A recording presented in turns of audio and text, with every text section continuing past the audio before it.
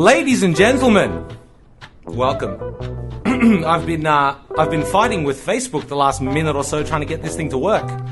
I've got some not so nice things to say about Facebook right now, but anyway, let's just get on with the show, I reckon. Awesome, that sounds good. Sorry, sounds good. Well, my voice just tripped up right at the first hurdle. This whole thing it's going great. I've doubled up audio here, accidentally played like voice stings at the wrong time, played the stream over itself. Yeah, it's gone real great. But anyway, I'm Thanasi. I am Tony. And we've got a show for you today, though given how it started, so I don't know how cracking it's going to be. We're going to pull out of this nosedive. We're going to pull out of this nosedive. Like all good planes pull out of nosedives. How do you end up in a nosedive before you've taken off, though? That's really just, I guess, the runway just has a ditch. It's an island that has a cliff at the end of the runway. So we've gotten to the end. So, oh no, we haven't got enough speed. Did you turn the engine on when we started going? I must have forgotten. Yeah. I must have forgotten to start. I hope it's okay. Everything seems to be in order now. Well, that's good. So the show, if anyone new is listening, which I don't know, are we picking up new people? I don't know. I actually haven't looked at our stats in a little while. I think it's more about just retaining the audience. I think it's about retaining the same 8 people that come back every week. So the show, if you're new, is that my co-host Thanasi and I both bring in half of an agenda, and we haven't told each other what our half is, and then we spring the topics on each other, and that makes up the full agenda. And that's what makes the show. Really, it's the name of the show should be The Partially Hidden Agenda. Because we each know a bit of it. We know a bit of it. Yeah, but I think when you bring the whole agenda together, neither of us is aware of the whole thing. I think you can get away with calling it a hidden agenda. Cool, yeah. Fair enough. Well, we could call it the concealed agenda, but that doesn't roll off the tongue. No, the hidden agenda has like a double meaning that I quite like as well. Exactly. Yes. Like, because if we're being truthful, it's the partially concealed agenda. Yes. But that's a terrible title. It is. Yeah. The real hidden agenda ideally would be to sell you ads. That's the hidden agenda. Which we don't seem to be able to do. We are failing at that hidden agenda. And now that I've just sort of blatantly come out and said, yeah, we'd like to sell you ads, that's what all sort of media is based on. That's right. It's not hidden anymore. I just went and revealed the agenda. You blew it, Tony. Yes, but oh well. If you've got any crap you want to sell, let us know. Yeah, we would love some ads. We would love to sell people some crap. I'm not even a big fan of ads. No. It's just the vote of no confidence with this shit. Well, that's right. Like, I don't like ads. I'm on the radio. I'm on a commercial station now. Yeah. So I need to get behind ads. Like, see, I'm against, for example, selling drugs to school children. As I think most people would be. But I think I would be a little hurt if there was like a line of 4 of us and this guy picked 3 others and then just sort of glossed over me. I'd be like, does he think I can't Does he think I can't sell drugs to children? What's his problem? I reckon the vote of no confidence. Yeah. The vote of no confidence. So I don't want to sell drugs to children, but it would be nice to be considered. Yeah, that's right. Yes. I would turn it down, but it'd be nice if someone said, I think you can do this. Yes, and then I go, I'm against this. That's a terrible idea. Thank you for considering. I won't do that, but thanks. Thanks for considering me. Yeah. Yes, but we should probably move on to the first item. Yes, let's. Item number 1 on the agenda. Society. I'm very interested that society has these points where a decision gets made, but we're not fully aware of the decision until sometime afterwards. Okay. So, for example, we had the plebiscite not that long ago. We learnt that society in Australia is okay with same-sex marriage. Sure. Now, in reality, we probably came to that decision before the plebiscite. Well before, I think. Yes. Yeah, so the word on the ground was that we're okay. Yes. But we don't know exactly when. Well, we need to write it down on a piece of paper. Well, but no, see, it's difficult to sort of pinpoint. Yeah. So I've thought of there's a few other sort of things that society has dictated, but I'm like, you know what, in retrospect, I don't know when we came to this decision. When did we decide that? Yeah, okay. The first that came to my mind is at some point, we as a society said, you know what, I don't need any DVD bonus features anymore. Yes. I'm good with just with the show or the movie on a disc. Remember when, you'd like, I'm going to say 99, 2000, 2001. You'd get the DVD, and they weren't sort of very good at mastering DVDs at that point, so the quality would be a bit silly and whatever. But they'd have tons of stuff on there. Mini games and, all this other stuff, like little crappy Java games that you could play on your DVD player. And then, you're right, by the end of DVDs, just like, look, we need to pump these out for 8 cents each. Well, I remember we had a Shrek DVD when I was younger, and it had... I might have had the same one, yeah. It had software on it that you could put into the computer, and you could redo the voices of the film with your voice. Yeah, all sorts of wild special features. And then now it's just like, play the movie. Yeah. But yeah, at some point, I just find that incredible. And the DVDs used to be sort of almost like a luxury product, almost. Yeah. And I actually, it's interesting, because I had quite a lot of DVDs, and you have like the 30 Rock. I had that, for example. Good show. Yeah, it is a good show. Good show. But the DVDs, you sort of could see where they sort of stopped. Like they stopped caring. It has for the first season. You've got the booklet of all the information, bonus features. It's got 3 discs. You got Tracy Jordan. You got Liz Lemon and Jack Donning. They're all on the cover of the. And then by the time season 3 rolls around, it's literally just purple disc, 30 Rock disc 1 written on there. That's it. Just as an aside, Tracy Morgan was the only person on that show that used his own name, right? No, he was Tracy Jordan on the show. Was he Tracy Jordan on the Yes. show? Okay, yeah. But anyway, yeah. Yeah, I just find that very interesting that at some point I'm like... Was that decided, or was that just kind of people realised that you're not using the special features anyway? But I suppose, when did we realise that? Well, I think part of it, is that in early sort of DVD, like a lot of the special features were about the making of the movies and the TV shows. And like I think a lot of people, here's how they did all the blue screen tricks. And Yeah. And then at some point, I think people said, you know what, I feel like I know how to make a film. Yeah. Now. I reckon, let's just pick up the film off the cutting room floor, throw that in somewhere, and call it a day. You get some actors together, you write a script. What do I need to see? I don't need to see any of that. I'm good. Who cares? Yes. Movie production is well established at this point. But it's just, but eventually, surely that will be cyclical, though. Children growing up now with this dearth of DVD bonus features. No child is watching DVDs or even Blu-rays anymore. Yeah, well, actually, that's probably what else killed the special features. They're just on the internet now. Yeah. Yeah, they're watching Netflix. And Netflix, Netflix could probably do a thing with special features, right? They could somehow find a way to attach, like, extra bits and pieces to their... But some of the productions going on Netflix have been made with, 50 cents and half a bag of peanuts to feed the crew kind of thing. And so where are you going to find special features? Never mind that, like, the cutting room floor isn't really a thing either now, because it's all digital. So it doesn't feel special to include extra stuff, because someone just copy-pasted it from a hard disk somewhere, and there you go. But sometimes... Special feature. You get some good special features every now and then. One of my favourite special features, I reckon, was from Borat. Oh, yeah? And it was a deleted scene, and it was just Borat in a supermarket, and there was a wall of cheese, and there was the shop assistant there, and he was like just asking, and he goes to the shop assistant, he points to like the first product, goes, "What is this?" And the guy goes, "That's cheese." Then Borat moves to the next one, he goes, "And what is this?" Yeah. "That's cheese." Then he moves to the next one, "And what is this?" "That's cheese." And it goes on so long, and you can see Sacha Baron Cohen. He's starting to crack. Like, he can't believe that the man is this patient. Yeah. And he goes over to the next one and he goes, "Is this rice?" And the guy goes, "No, that's cheese." He moves to the next one. "Is this a pencil?" "No, that's cheese." So he's just trying to make him break. Yeah, and then eventually the guy goes, all of this is cheese. This is all cheese. He goes, "Ah. And is this a rock?" "No, that's cheese." But that would probably have to be one of my absolute favourites. That's a good bit. That's a great good bit. I probably prefer that to anything that actually made it into the film. In the film, yeah. I was in hysterics laughing that. Because the film itself was, I think, probably a little too edgy for its own good, for the most part. Was it? I think so. I think it probably went a little far in places. But I guess that's kind of the point, right? It was kind of the point was to sort of push people to the point where they'd produce comedy. Yeah. Yeah. But because everybody's capable of producing comedy, you just need to push them far enough in the right direction. You basically need to offend them enough. Well, even this guy who just stood there and kept pointing at cheese produced comedy. Yeah, and he doesn't sound like a very interesting man. He didn't get pushed. No, yeah, he didn't get pushed. Yeah, but I guess that's a different kind of thing. That I think was. Correct me if I'm wrong, but was the funniest part of that the fact that Sacha Baron Cohen was trying so hard to break this guy? Oh, possibly. Or was it that the guy was just dead face, just perfect little worker drone, just like, "That's cheese, sir"? I think That's it was cheese, just the sir. ridiculousness of how long it went on. How long did it go on? Oh, it's probably like 5 minutes or so. That's pretty long. Just going around, is that cheese? Like, yeah, it is long. But there's other things society has decided. Yes, what other societal decisions have At been some made? point, Yep. society, we went, you know what? I don't think I need surround sound.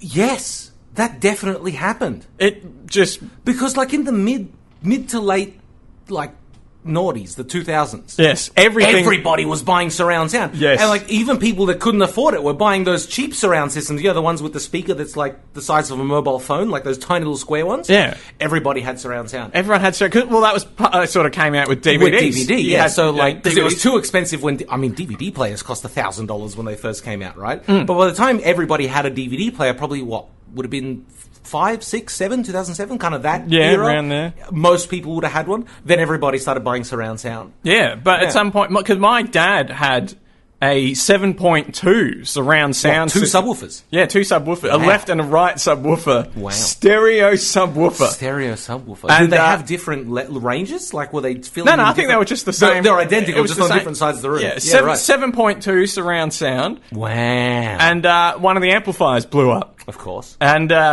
he sort of thought... And it was sort of part of a set, so you couldn't just buy the one amplifier. You And had to go buy a whole set. Well, he just went, I might just go get a sound bar. Replace the 7.2 surround with just a single soundbar. Yeah. And I bet it's like 90% as good. Probably, yeah.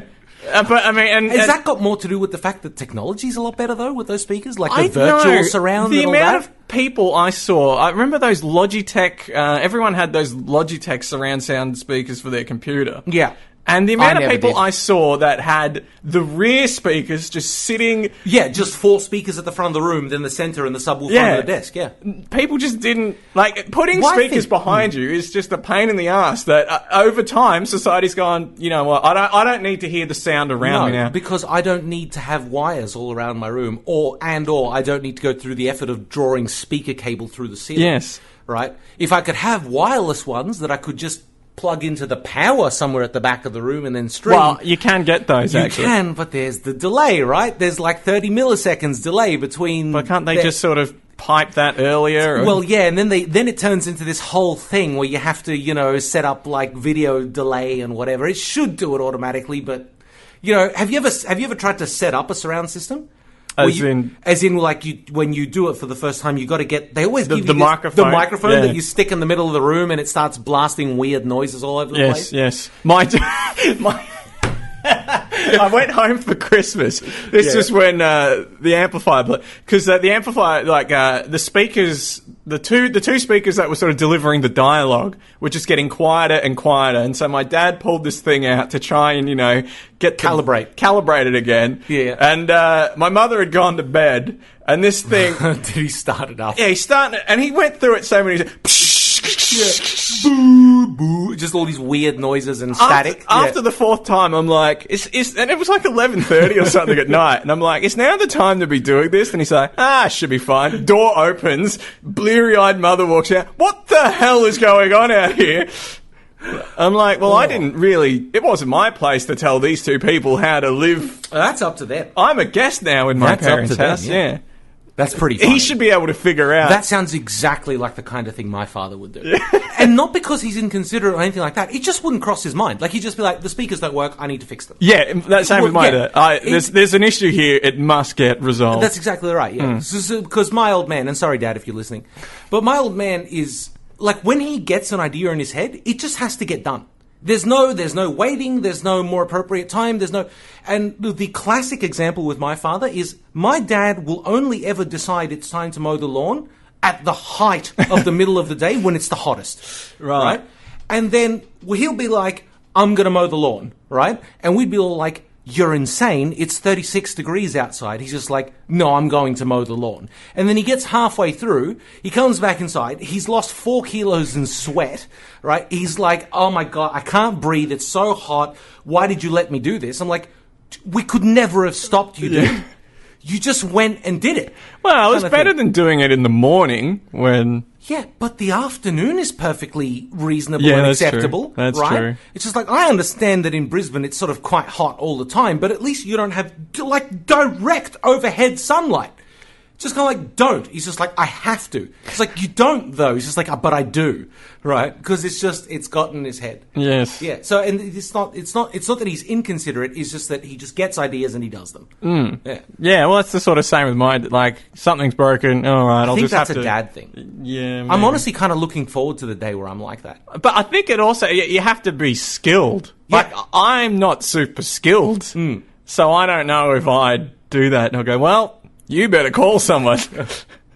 This is somebody else. Yeah. This is somebody else's problem. Like, my dad's gone... on a couple of occasions, there's been friends of mine working on their car. Yeah. This is when I was, like, living in a share house. Yeah, sure. And he'd just pop around and go, oh, what you doing there? And then he'll just, like, sort of start taking over. Yeah.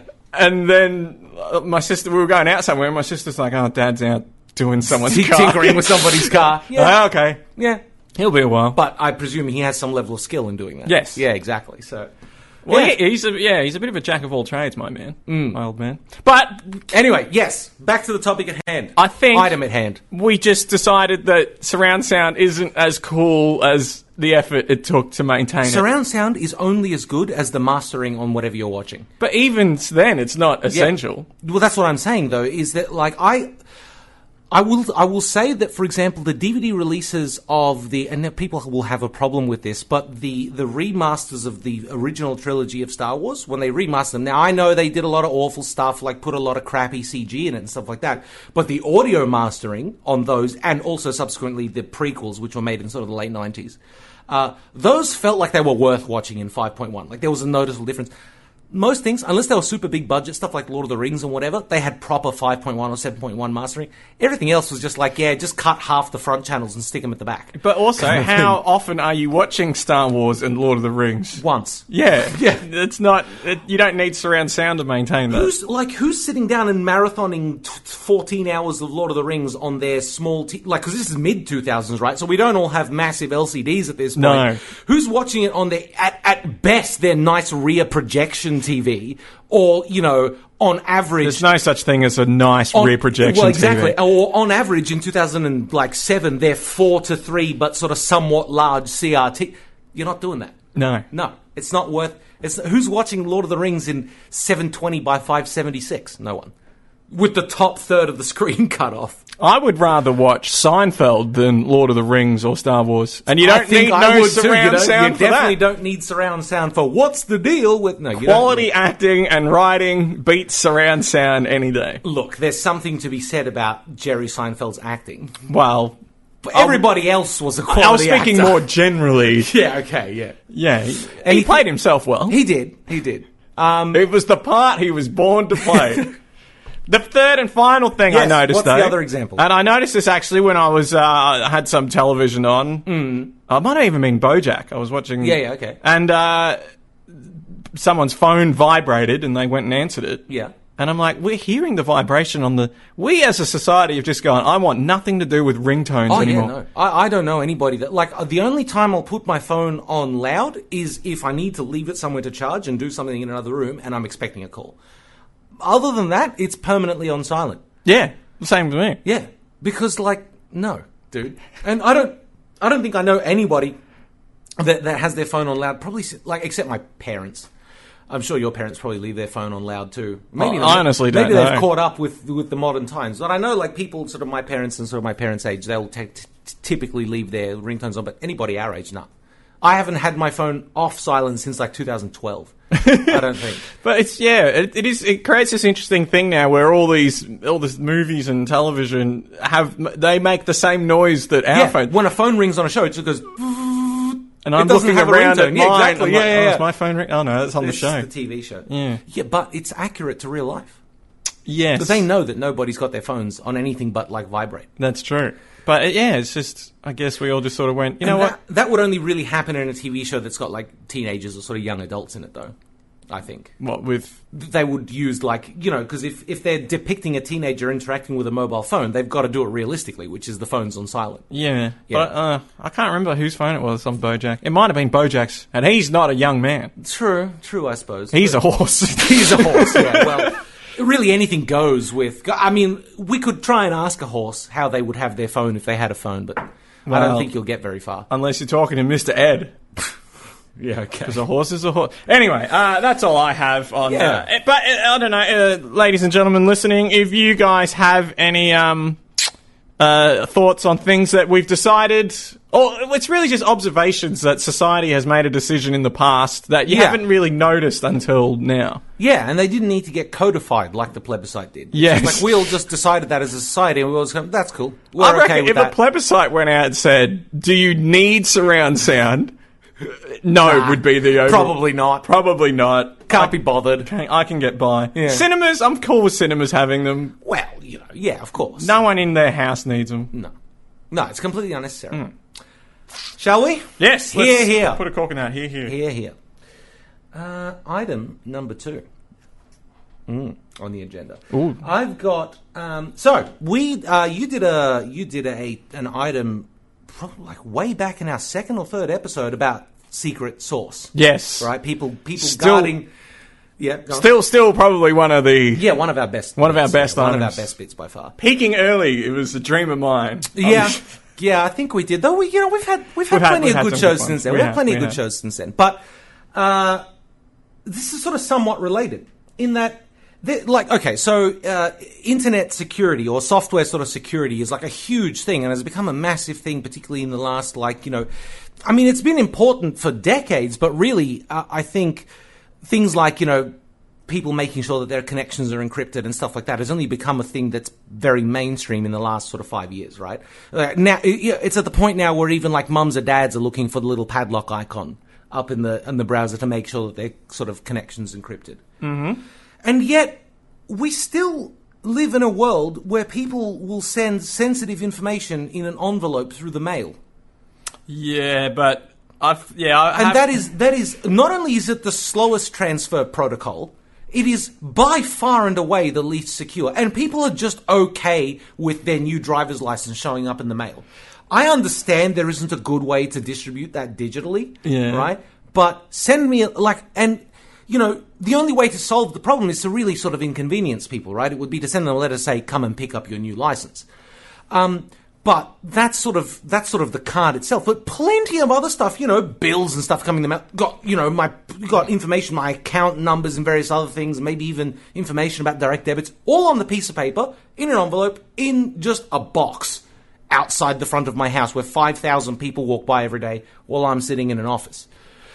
Never mind that the amount of... So I've been expecting some important letters recently, and the days on which all of those have arrived has been a day where while I've been at work, there's been like a 10-minute absolute rainstorm that has just destroyed the letter I've been waiting for. Right? So this is kind of my thing, like, how are people not running around, like, terrified of the mail? Because I just... The prospect of people sending me sensitive information in the mail is terrifying to me. For the same reason that the prospect of sending sensitive information of an unencrypted connection is terrifying to me. I guess we just don't have a choice. Like, we do, though. There's no reason my bank should ever send me any bits of paper. No. They have a choice.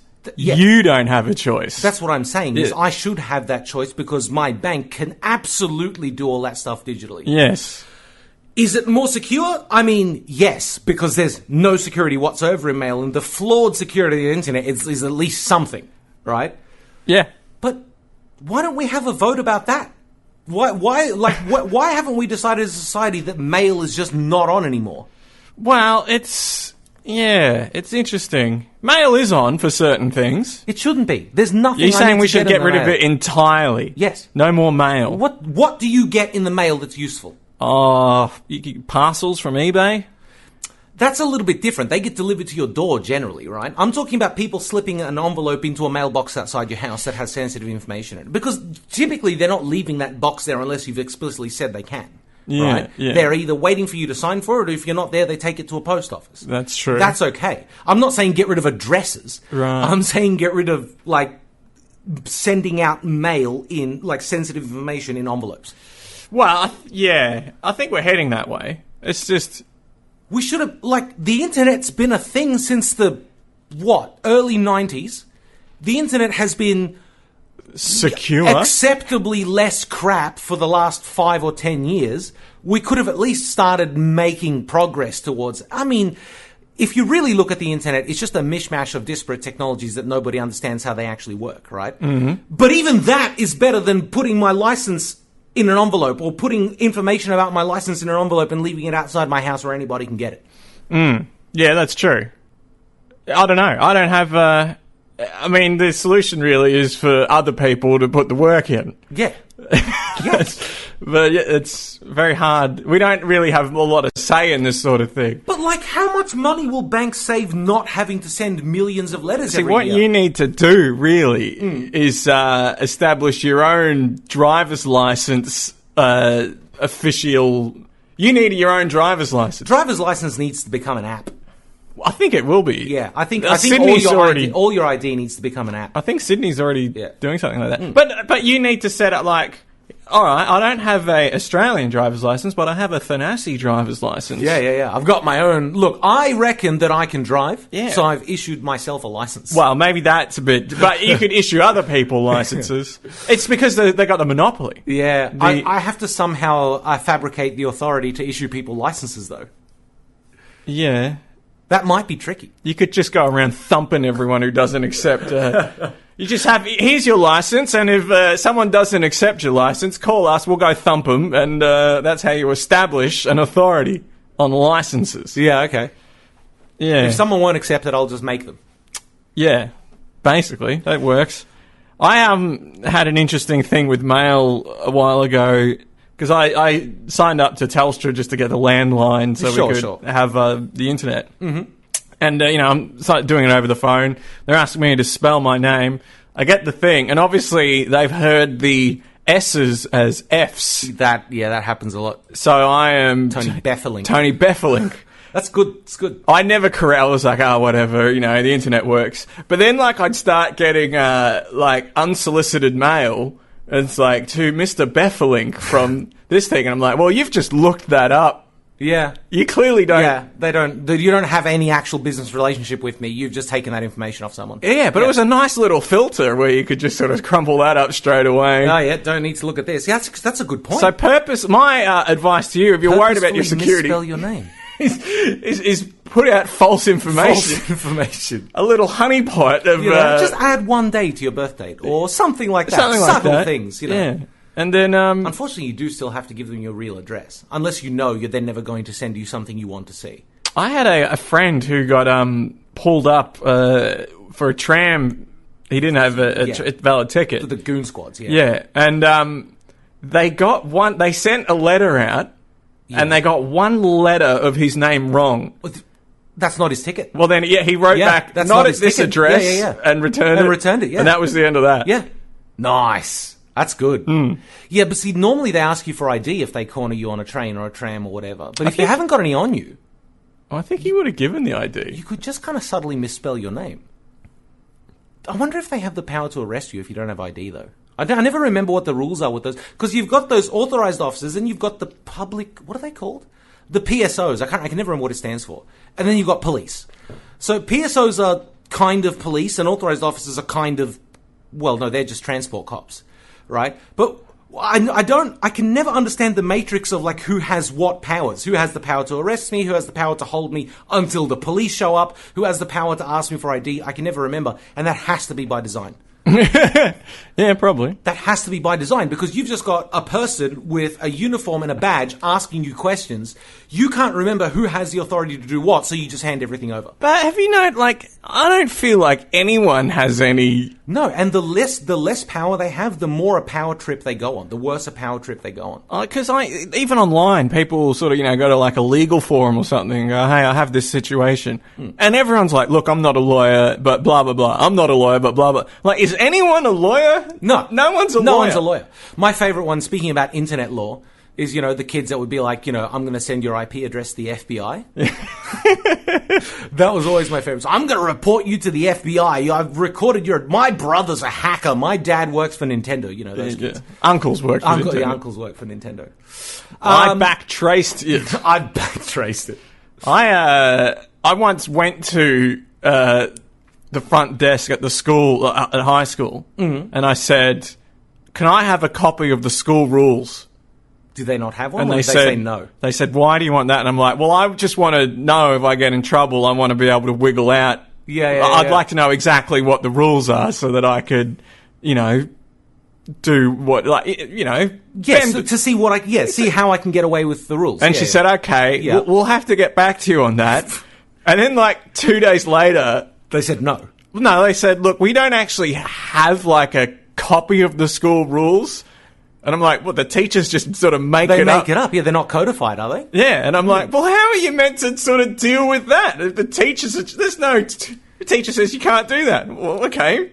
If I recall correctly, the only school rules we had a code of conduct, and that was printed on the inside of our diaries. But other than that, I don't recall there being any school rules at my high school. There were in my primary school, though. Right. Yeah, primary school had them in the back of they gave us like a diary, but and they had 25 rules or something.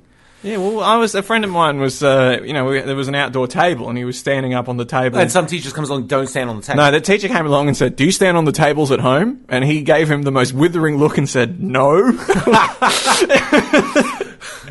I've got no respect for the table at the school, so I'm going to do whatever the hell I want with it. But then I was like, I'm pretty sure don't stand on the table probably isn't written anywhere. But what would that teacher have done if he just said, yes, I do? I don't know. He would have just claimed he was lying. I had another friend in primary school who, when asked, do you want a detention, said, no. That's a really silly question, miss.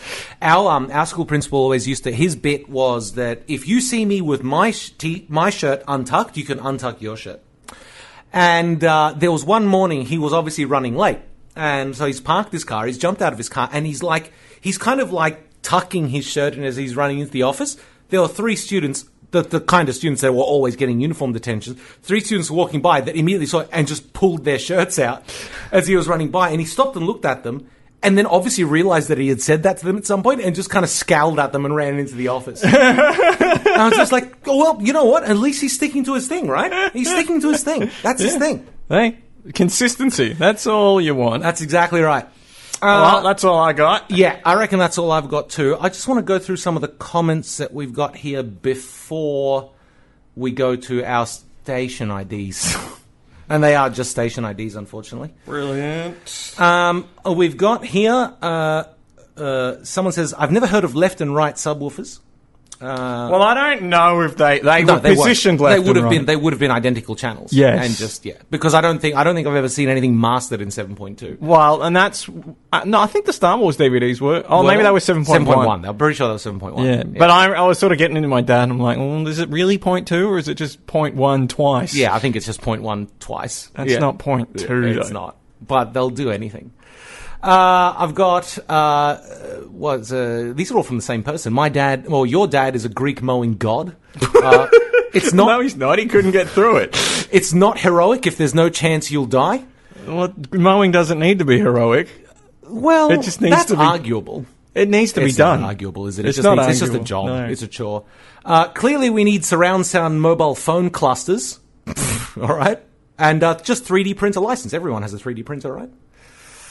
So those are the comments we've had. What about the comments on this side? No, just my mum laughing at our false start. That's all that's happened on this side. Well, that was the funniest thing for your parents. Probably was. Ineptitude. All right. If we could just continue all the way through. Yeah, let's just have an entirely false show. Yeah, stall the whole way through. Just snafus until the end. Yeah. Just when you mean stalling, literally stalling, it's just scrolling through phones and... I was in just continually stuffing up.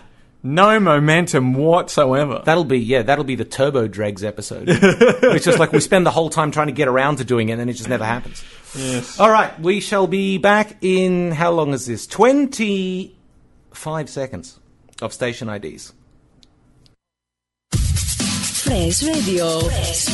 Η καλύτερη ραδιοφωνική συντροφιά στο σπίτι, στη δουλειά και φυσικά στο αυτοκίνητο. Fresh Radio.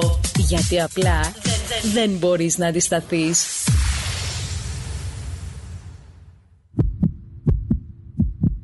Η ραδιοφωνική καρδιά της πόλης χτυπά μόνο εδώ. Σαν Fresh. Gotta say, those station IDs, they're pretty fancy.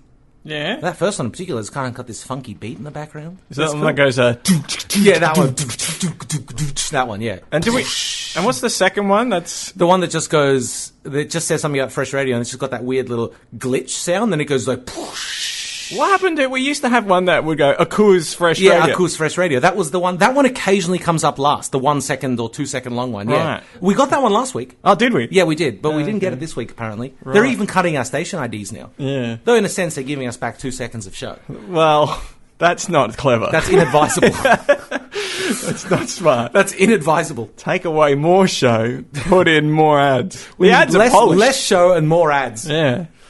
We were going to do we need to make an ad for our show. Yeah, we were going to do that. It'd be funny if we made an ad for our show and then the software rotated our own ad into our ad break. So that people listening to the show knew to listen to our show. Don't forget to listen next week. Yeah, I like that.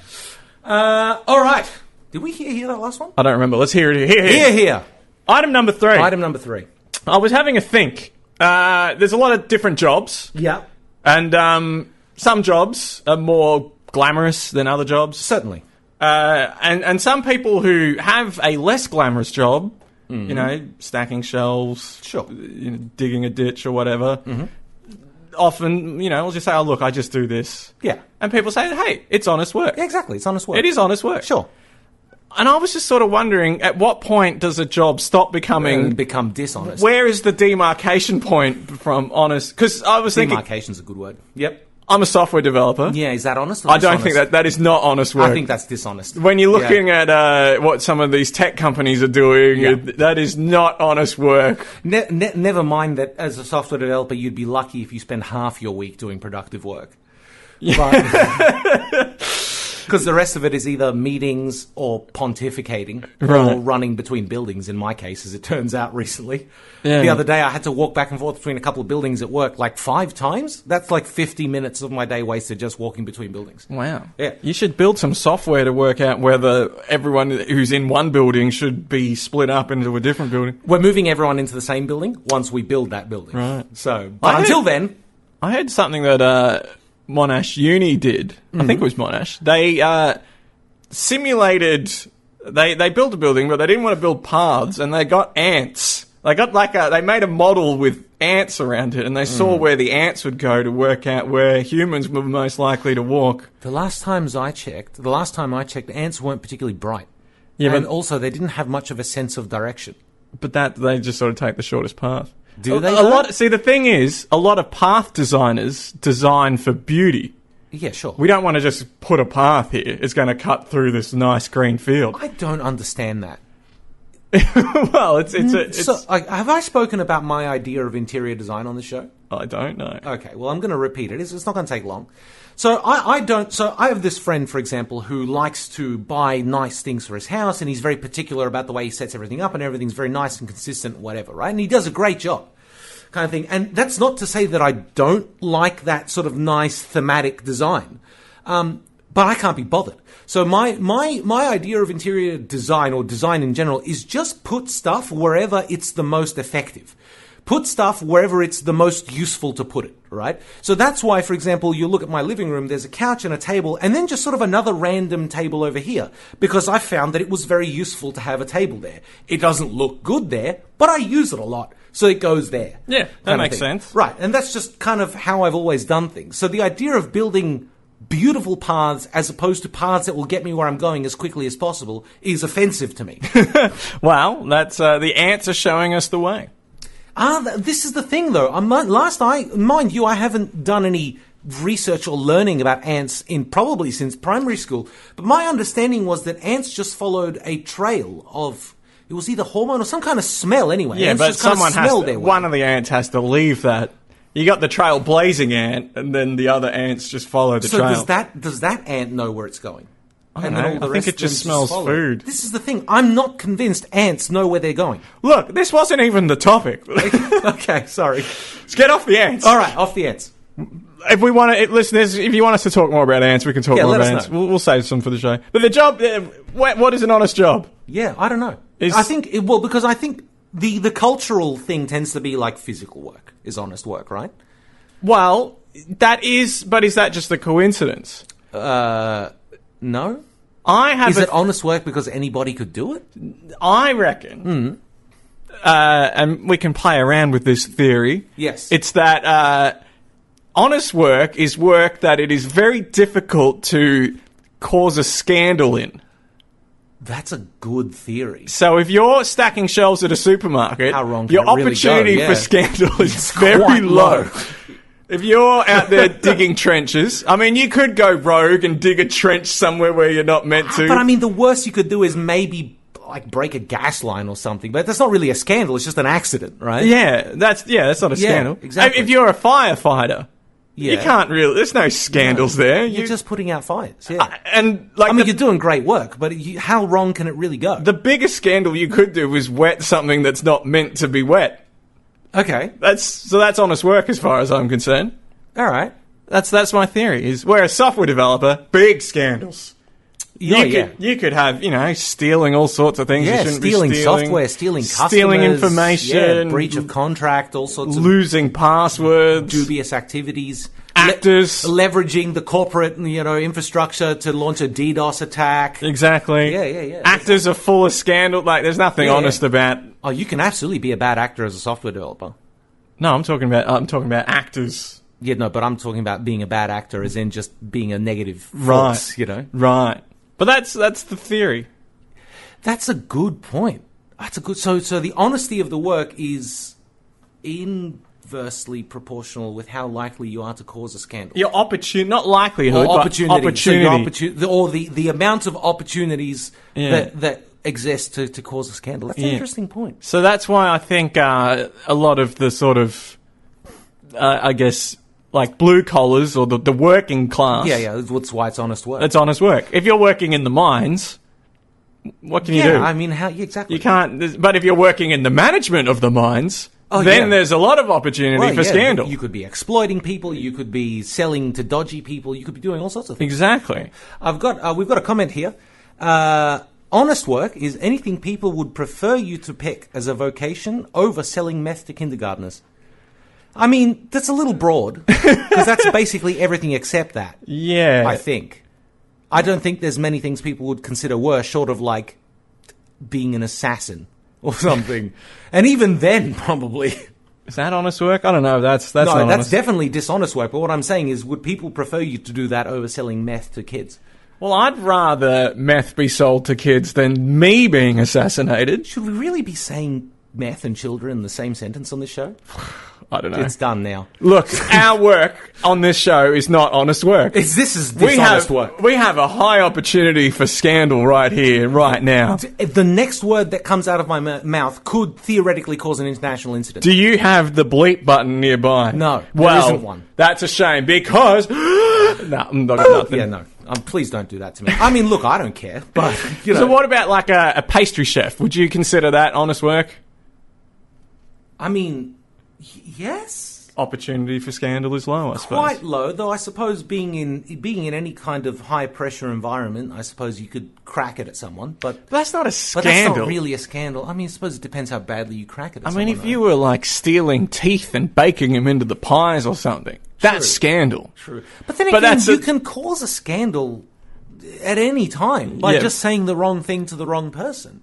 But I suppose that's unrelated to the job. That's right? unrelated to Yeah. the job. I can't imagine what a shelf stacking scandal would.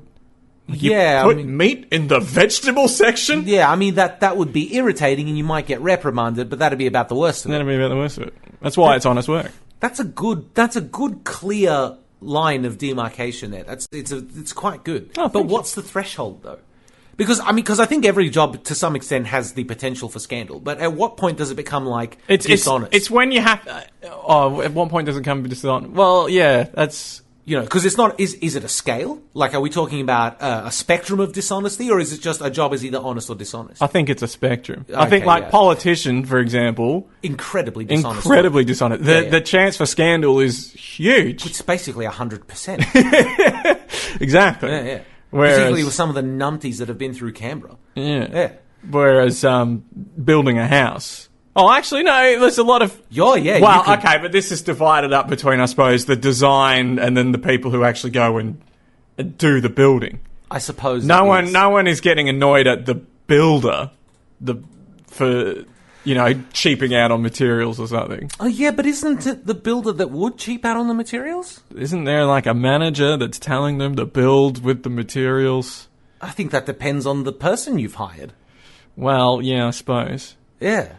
And certainly, if you've ever watched The Current Affair, you've seen lots of stuff about dishonest builders, plumbers, brickies, Well, okay, but so if I was at a party and I met someone and I said, what do you do? And they said, oh, look, I build houses. It's not much. You wouldn't think it was dishonest. And I'd go, if I said, that's honest work, and he said, well, actually, 70% of them fall over. The last guy thought he was buying 5mm plaster and I only bought 2.5. I'm going to retract that comment that it's honest work. Yeah.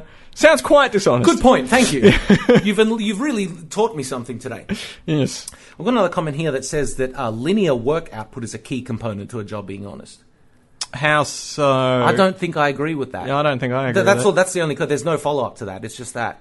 And I wonder whether... Because I don't think so. I mean, I think if you work in bursts, you get about the same amount of work done, doesn't that mean anyone who works on an oil rig is sort of not... wouldn't that make them automatically dishonest because they're fly in, fly out? Yeah. Yeah. That's not honest work. Nah, you're wrong. Person who commented that. We disagree. We disagree with you. Oh, that's all I had. That's all I've got too. Oh, though there's only one other thing. Someone sent me a message that says ants definitely no. No preface, no follow up. Just ants definitely no. Wow. So do I take his word for it? I mean, he's the kind of guy that seems to know a lot of things that you would never expect somebody to just know, and so I think I'm just going to take his word for it. Right. Do you know who this is? I know who that person is. Okay. Yeah. Let's move on. Here. My turn. This one's a pretty straightforward one. It shouldn't take too long. So, have you ever met somebody... Okay, actually, let me backtrack a little bit there. So, in general, we would agree that sort of applying broad generalizations is not a good thing to do, right? It's just like... Because when you generalize a little bit at a too high a level, you tend to paint everyone with the same brush, and you can make very, very sort of incorrect assumptions about people. But to some extent, it's a useful tool, right? Sort of when you're first meeting someone, if they appear to, be part of some subculture or something like that, it might be useful to be like, oh, okay, it looks like they're into this. I might chat to them about this because that might, them sort of create a more pleasant first interaction. But I want to talk about an item or a topic, I guess. It's because it's more of a topic. They're all items. But I've called it subculture false positives. Oh, okay. I like this. This is very intriguing sounding. Subculture false positives. So false positives. And this is like when you see someone who, I don't know, who really gets into like stoner rock, for example. And rightly or wrongly, you might imagine that they're a stoner, right? And so whether or not you have any experience, you might just you might sort of modify your initial interaction with them anyway, to kind of lean a bit more towards just being sort of more chill and talking about more sort of, that the kind of things that tend to be, again, part of the generalization, right? Which you could argue about how correct it is. But then it just turns out that they just like stoner rock and they're actually like a right-wing conservative. Right. Right?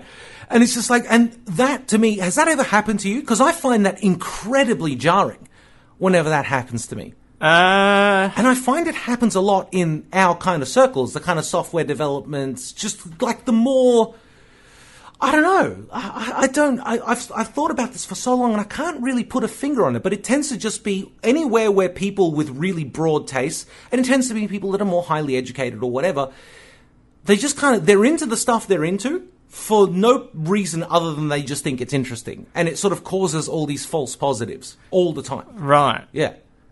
Yeah, I guess. I mean, I can't remember. There was a comedian once who said, who do you vote for if you're a gay person who loves guns? Which I sort of thought sort of summed... There isn't really a good choice there, is there? No. Yeah, that's a good point. But yeah, I guess that's kind of my thing. And like, it can really make an introduction or an interaction with someone quite uncomfortable when you make an assumption about them that is... Is this coming from experience? Have you done this? Quite several times. Right. A recent experience or just a reflected one? Well, okay, so it came up recently, but it wasn't somebody that I that I was just meeting, or someone that I've actually known for a very long time, and it just so happened that I didn't know this about them. And so it kind of happened in reverse. I never thought they were that kind of person. Then they told me, oh, I'm really into this. And I went, oh, that must mean that that you sort of participate in this subculture. And they kind of went like, no, that couldn't be further from the truth. Right. Kind of thing. But that was doubly weird by the fact that it was somebody that I had known for years at that kind of point, and always had the sense they were like that, and it just turns out I was completely wrong. So that was the thing that prompted me to put it on my list. And then I just kind of thought about it more in the past, and broadly speaking, it's happened vastly more with music than anything else with me. Music or even kind of fashion. I've seen plenty of people that dress like metalheads that don't like metal, they just like the way metalheads dress. Right. Very strange. Very, very strange. They like the way metalheads dress. What are they listening to then? Just whatever. Like the one example that sticks in my mind is someone that was literally just into top 40s, like pop music, but they just really like black clothes and piercings and tattoos and stuff. But wouldn't that be difficult? Because if they wanted to go where people dress like them, they would have to listen to metal. They would have to listen to Then that's what I asked them. I was like, okay, so you like the look of the subculture, but not the music. He's like, yeah, I guess so. I'm just like, so where do you go to be with people like you? He goes, nowhere. I said, what do you mean? He goes, well, this is the exact point you just made. If I want to go and be with people that dress like me, I have to listen to metal music. I don't particularly like it. If I go to a top 40s concert, everyone's going to be terrified of me. Right. Yeah. That's an interesting little situation to put yourself in there. It's almost like making your life unnecessarily difficult, though. By not accepting a subculture as a whole. Yeah, by only accepting some element of it. Yeah. It seems like you're just making things you're setting yourself up for a lot of friction. But I mean, like, props to that guy or girl. I don't know if you said the gender. But props to them for sort of owning that. And, well, yeah. Like, not just going along with it. Yeah, they're not a poser. Like, you could say. No, absolutely not. They were just super into that kind of thing. Like that music or whatever. And it's just like, cool, man. I like respect. But you're making this very hard for yourself. It would be easier if you just listened to metal. Yeah, you like stoner rock? Just do that as well. Have a joint. Just get into the subculture, man. You're halfway there. Exactly. Yeah. But yeah, I don't really have much else to say. I just kind of wanted to bring up the point that this has happened to me several times over the course of my life, and every time it's incredibly jarring. And almost in all cases, they've made their life more difficult for themselves for no apparent reason other than they just want to commit to something, but only partially. I guess it is interesting. Like, there is, I guess, different levels.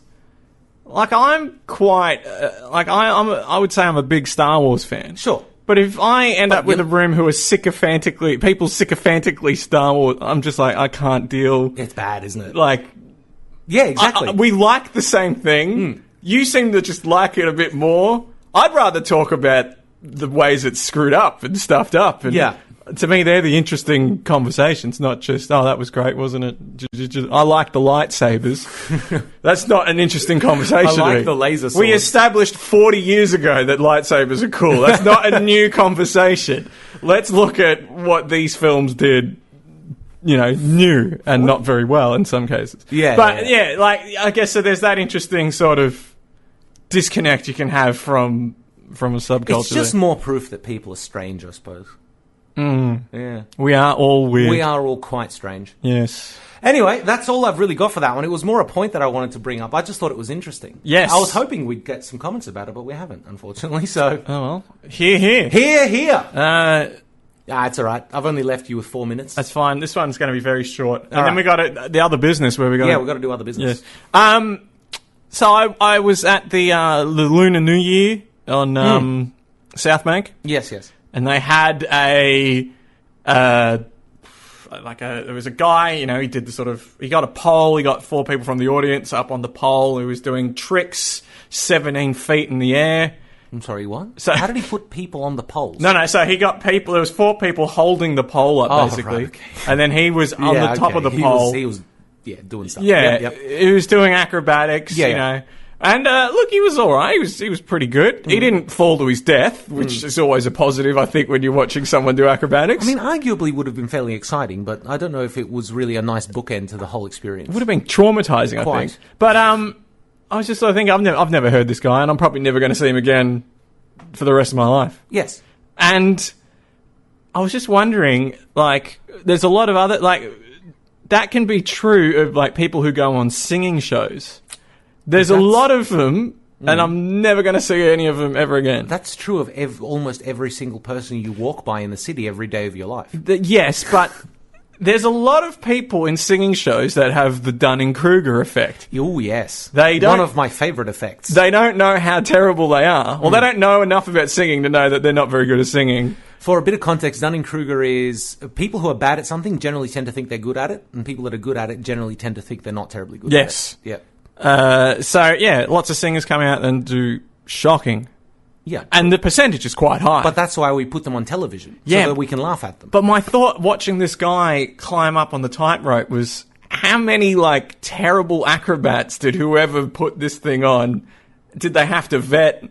Yeah. Before they landed on this person. Yeah. And are there terrible, is the Dunning-Kruger effect as strong with acrobats and things? I don't think it applies to things that are actually dangerous.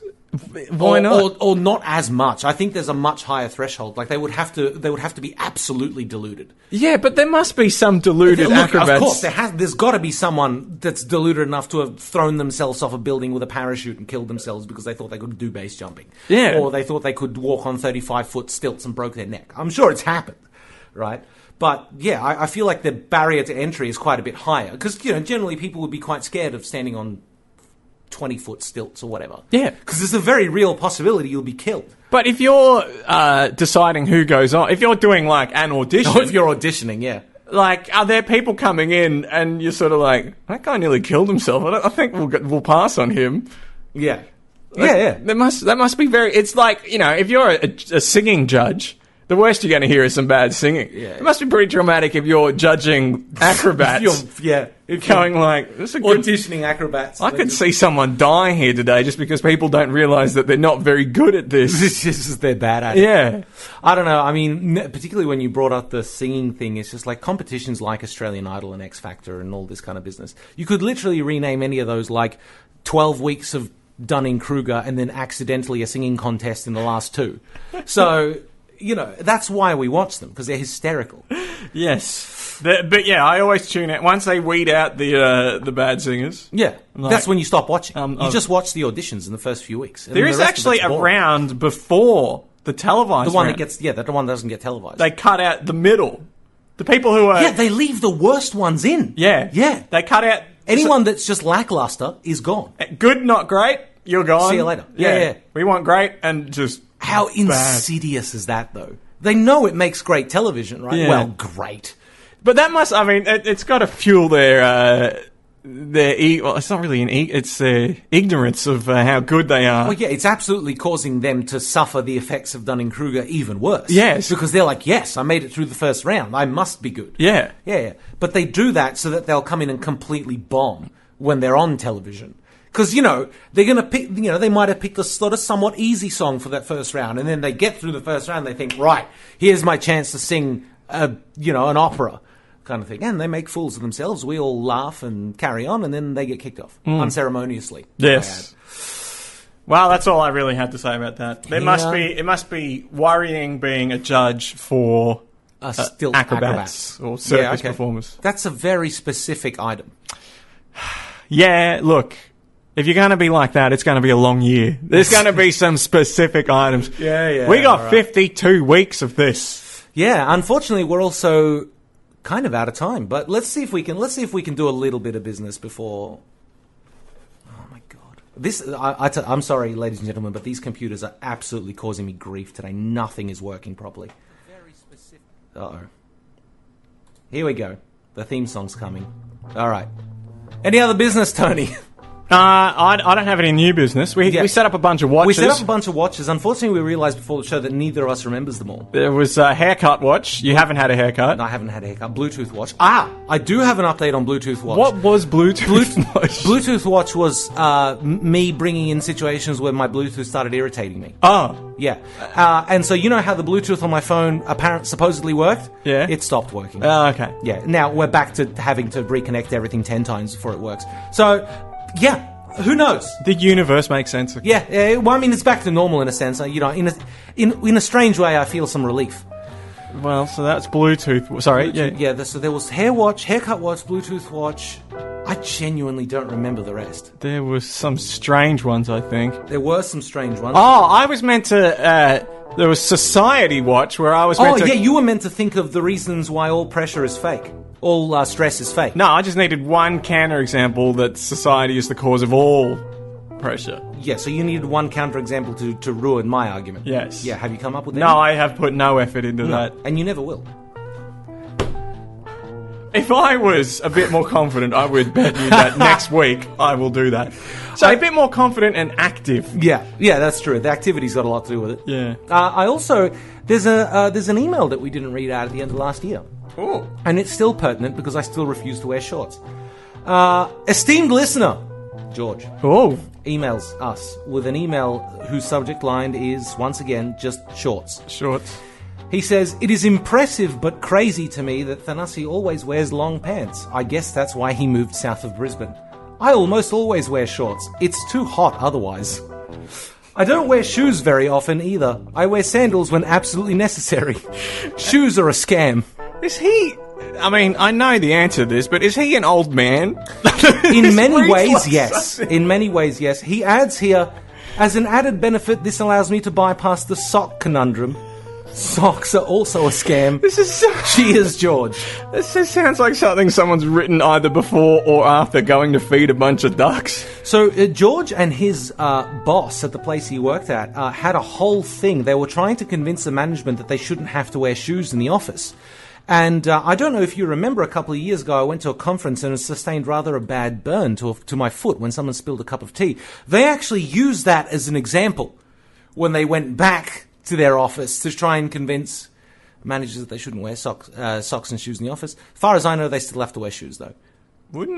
How would that... Well, because if I wasn't wearing socks and shoes, then the water would have rolled off my foot immediately, rather than getting soaked into the sock and burning me quite badly. Fair enough. Anyway, I can't remember the other watches. I don't have anything else. So I think that's probably everything from us today, ladies and gentlemen. Thank you very much for listening. Thank you for listening, everyone. Bye-bye. See ya.